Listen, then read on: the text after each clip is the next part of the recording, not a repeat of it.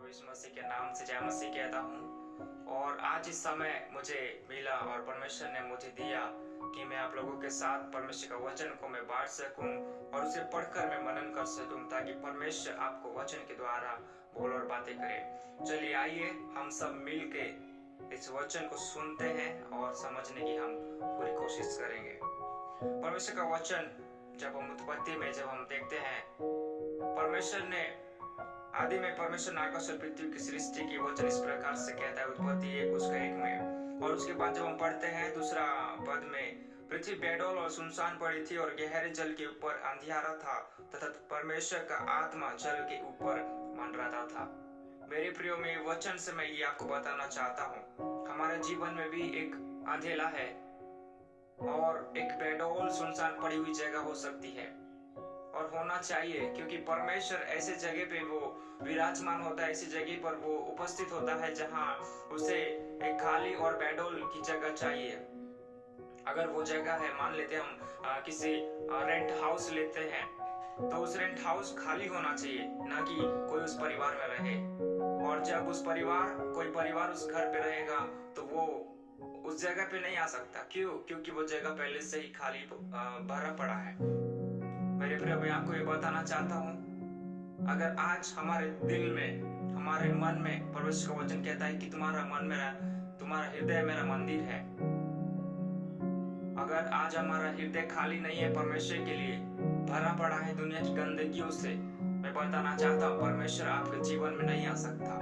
क्यों? क्योंकि हमारा जीवन एक खाली और सुना और बेडौल होना चाहिए, तब परमेश्वर हमारे जीवन में आएगा। परमेश्वर का वचन इस प्रकार से कहता है। और जब आगे हम पढ़ते हैं उसका तीसरा पद में, जब परमेश्वर ने कहा उजियाला हो तो उजियाला हो गया। मेरे प्रियो, जब परमेश्वर हमारे जीवन में आता है और परमेश्वर जो भी हमारे जीवन से कहता है वो हमारे लिए हो जाता है।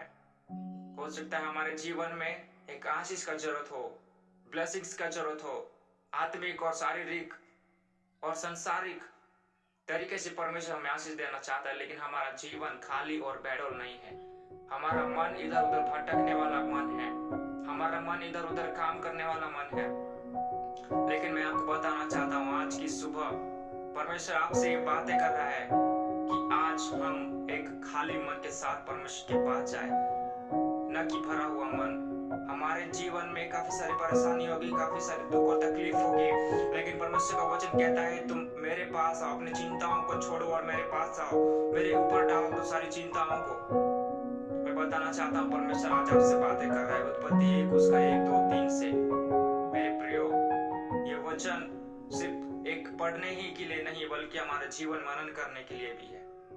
मैं आपसे बताना चाहता हूँ कि परमेश्वर आपसे बातें कर रहे हैं, अपने हृदय को खाली करें। आइए प्रार्थना करते हैं। परमेश्वर खुदावंत राजा, मैं प्रार्थना करता हूँ इस समय में इस मैसेज को सुनने वाले, देखने वाले, खुदावंत राजा आपका वचन कहता है पृथ्वी बेडौल और सुनसान पड़ी थी, जिसमें परमेश्वर ने गया और अंधियारे को उजियाले से अलग किया और उजियाले को बनाया। मेरे खुदावंत पिता परमेश्वर राजा, आप महान अति करुणामय भैयों के पिता परमेश्वर, जिस किसी भाई और बहन के जीवन में अंधियाले है प्रभु जी, उसे तो दूर कर, उसे उजियाले में तो बदल दे।